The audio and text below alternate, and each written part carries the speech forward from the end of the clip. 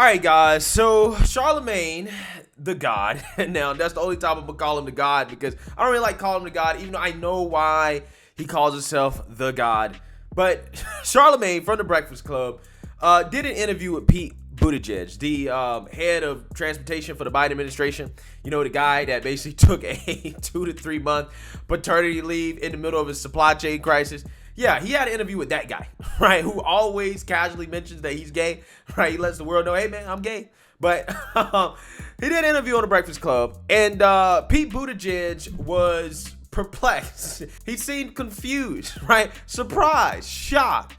When Charlemagne told him that black people don't feel like the Democrats are keeping their promises, right? And I thought his reaction in response was noteworthy and hilarious enough to actually make a video about. So without further ado, let's play this clip of Charlamagne Tha God confronting Pete Buttigieg on the Democrats' empty promises to black people. Take a look. You do realize, Pete, a lot of black people feel like Democrats have kept no promises since they've been in office. Really? Yes. Reverend Island said that a million times. I'm sure he'll be pressing you about that tomorrow. Look, I get it, because the work is not done. But the reason I say really is we just passed one of the biggest pieces of infrastructure legislation in American history. It was a promise, and it wasn't just a promise that the Biden-Harris administration made or that us Democrats made in 2020.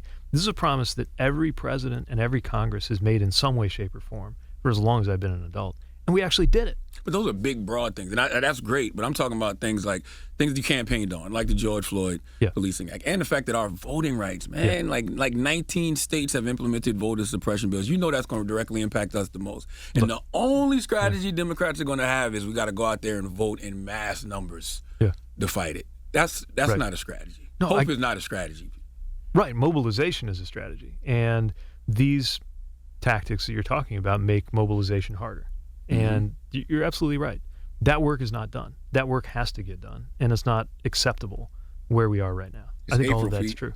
Yeah, I get it. And you know what really is scary is seeing a lot of women's reproductive rights oh my God, regressing, and LGBTQ community, their rights being taken away state by state. Yeah. Right, voting rights being taken away state by state. Those things are scary, even in the education system. Right. You know, just not being able to discuss certain things state by state. Right. That's a scary thing to me, Yeah. and it's like we see it expanding. No, that's right. All right, guys. So as you saw there, Pete Buttigieg was genuinely surprised to hear Charlamagne say that, hey, black people feel like Democrats don't fulfill their promises, right? He was genuinely surprised. And it's funny because that's how a lot of Democrats feel. That's how a lot of elite politicians feel, okay? They really are not in touch with how people actually feel about them and how people actually think about them, right? They really do think that their little platitudes and the gestures that they do are enough, okay? Like, for example, making Juneteenth a holiday, right? Or having a woman be a Supreme Court justice, right? That's enough. Or anti-lynching bill. Like, who the hell is getting lynched in this country? Right? Nobody's getting lynched, okay? And if people are getting lynched, it's so few and far between. Effectively, the bill doesn't really do all that much, right? It doesn't do anything. But they do it as a way to try to show, we're doing stuff. But they're not really doing anything tangible that has any real tangible or long-term benefit for black people, okay? I mean, really, when you talk about Democrats, they're not really doing anything that's tangible and beneficial for America as a whole, right? So with that being said, I love and hate these conversations, right? And the reason why I love these conversations is because somebody like Charlamagne is calling out Pete Buttigieg to his face in regards to the Democrats being unable to fulfill their promises, because they make promises every election cycle, okay? Always making promises. They're going to do this, they're going to do that, blah, blah. Republicans are racist. Black people go out there and vote for them in droves every single time. Works like a charm, okay? And then as soon as the election is over, they throw black people out, right? They don't care anymore. They're done. They don't give a damn, okay? But what I hate about these conversations is that the criticisms from Charlamagne Tha God and Angela Yee always come from the left of Pete Buttigieg and the Democrats, right? They always come from a progressive perspective because Charlamagne is buying into like the bullshit and the lies, right? To be quite honest with you, okay? When he talks about the whole police reform thing, listen, here's the thing. I don't think that police brutality is a top 10 issue in the black community. Is it an issue? Sure. Is it a top 10 issue that should be getting as much attention as it does? No, right? Not at all. Okay.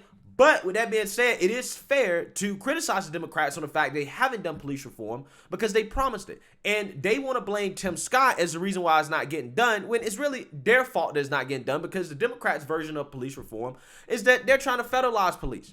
Okay, Tim Scott is trying to do incremental change that makes sense, that involves more, hey, let's collect more data, let's have body cameras, let's ban certain chokeholds, let's do the things that we all agree with. Let's learn a little bit about it, right? Let's learn, and then maybe if we need to do more down the road, we do more. Democrats want overarching, sweeping change, and that's not how I think that legislation should work. As a conservative, by definition, I believe in incremental changes. I don't believe in big changes, but incremental changes, right? So with that being said, Democrats are blaming Tim Scott when he's not the problem. They can pass police reform. They're just not going to get what they want, and they have to accept that that is how democracy works and working with the other party works, okay? But they don't want to do that. They rather not do it and then blame the Republicans. Charlemagne brought up voting rights, so-called voting rights. Again, he's buying into the lies that, black people aren't able to vote in this country because Republicans are basically stopping them from voting, right? Republicans are requiring people to have IDs, and IDs are racist because black people aren't smart enough to get IDs. He's drinking the Kool-Aid. He's drinking the Kool-Aid, okay? Asking for them to do things that are not going to tangibly be beneficial to black people. Because at the end of the day, voting Democrat for the last 60 years has not gotten black people all that far, okay? And the whole voting rights thing really comes down to making it easier for people to vote Democrat, right? That's all it comes down to. So even if you get what you want, which is not necessary, how in the world is that going to benefit black folks? It's not, right? Angela Yee, she's sitting here talking about reproductive rights, as if Republicans are trying to legislate away your rights to reproduce, right, to have kids, when they're actually doing the exact opposite. They're actually trying to protect life, okay? They're protecting life. At the end of the day, the whole abortion conversation comes down to, if you're in a red state, they're going to be more strict about it. If you're in a blue state, they're not. If you live in a red state and you want to have an abortion, then you might want to go to a blue state, right? That's basically what it comes down to, okay? That's what it comes down to, right? Look, it's nothing wrong with wanting to preserve life. For whatever reason, they think that that's criminal, for wanting to preserve life and want to have some morality in this country, right? I know that is a radical concept, morality, okay? But again, that is why I hate these conversations, because they're always framed from a leftist perspective. They're always framed with solutions that are not beneficial, okay? They're great at pointing out the problems, but the solutions suck. At the end of the day, the problem with the Democrats really is that a lot of times they try to do too much, okay? Look at the stimulus package, right? That stimulus package arguably is contributing to inflation, okay, and what we're experiencing right now. They spent too much money. They tried to pour gas on an already hot economy. All the financial institutions predicted that we were going to have record GDP growth in 2021. We didn't need a stimulus. Right? But the Democrats want to do it anyways because they want to say that, oh, we did our stimulus. Look at what we did. Okay? And they did it for ego rather than taking a step back and saying, I don't think we really need this. We already had stimulus packages. Maybe we should focus on strategically opening the country back up and getting people back to work, right? And not overheating the economy. That is what they should have did. Okay? So with that being said, when you want to talk about solutions, right? What I want to hear is not these big government solutions that really aren't empowering people to do for themselves. The real solutions should involve education, right? Particularly when it comes to financial literacy. Okay, look at what they're doing down there in Florida. They have all the focus in the world on the so-called Don't Say Gay bill, which really is the Parental Rights and Education Act. They're so focused on kindergartners learning about sex that they ignore the fact that Florida is passing a bill simultaneously that is going to require financial literacy in high school before they graduate. That's actually really going to help out black folks, right? That's the most pro-black bill that I've seen, right? That is the most pro-black bill. Why aren't both parties? Both parties really should be making those promises. If you want to appeal to the black community and say, hey, how we're going to help the black community, you got to start education first, okay? Because Lord knows our kids, and this ain't just a black thing, but in particular black people, 85% are not proficient in math or reading in this country. They lack basic math and reading skills. 85%. Okay? Why are these public schools failing? We got to ask that question. And the Republicans, at least the Republican platform, has the right solution for that, right? When it comes to school choice. But furthermore, you got to start with bringing back real job skills, okay? That should be the platform. Job skills, financial literacy. Those two things in and of themselves will do a whole lot. Protecting communities, making sure communities are safe, okay? So that businesses can thrive, creating a favorable business environment for people to start businesses in these black communities, right? I did a story the other day about business owners in Chicago who literally have to shut down and leave because their store is getting robbed too much. The neighborhood isn't safe. They can't even conduct business activity in the neighborhood because it's too dangerous. They get robbed out of existence. How in the world are you supposed to create any type of economic activity, uplift any community if you don't have business, right? Those are the promises that need to be made, and there needs to be solutions that are geared towards that, right? Individual empowerment. That is how you're going to solve the problems, okay? Promoting the nuclear family, okay? Promoting good habits, personal responsibility, all the things the Republicans claim they stand for, but the Republicans, let's be honest, they lack these solutions too, because it's not like they're out here really pushing financial literacy or bringing job skills back to school.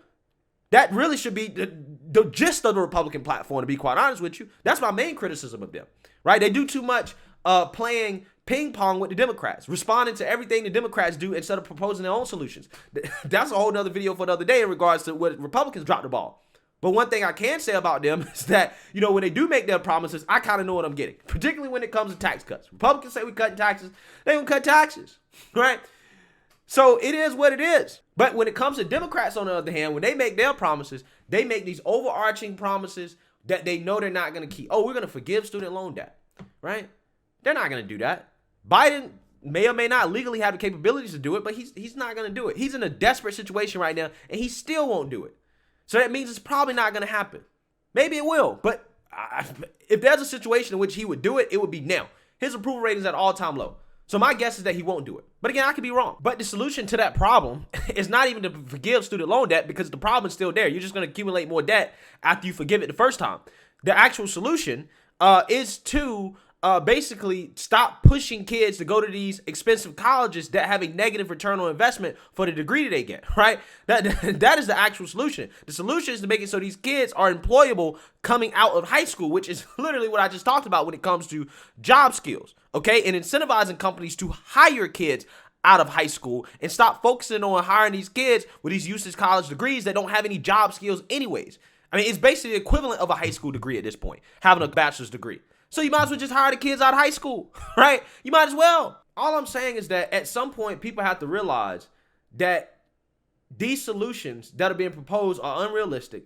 They're never going to execute on these things because they're unrealistic. And they need to start realizing and demanding more realistic solutions that are going to empower the individual, that are going to allow the individual to become the best version of themselves. That is actually what these politicians should be pushing for. They should be pushing for the government to solve all your problems, right? That's really what should happen. So again, I thought this conversation was interesting. I think at the very least, it reveals the elitism of the Democrats, how they're so out of touch with the people. They don't even realize that black people simply don't believe that they ever keep their promises, right? But at the end of the day, why should they care? Because every election season, black people go out there and vote for them anyways, regardless of whether or not they actually keep their promises. So I really don't blame them. Let me know what you guys think. Make sure you like, comment, and subscribe. Most importantly, share a black conservative perspective. Peace.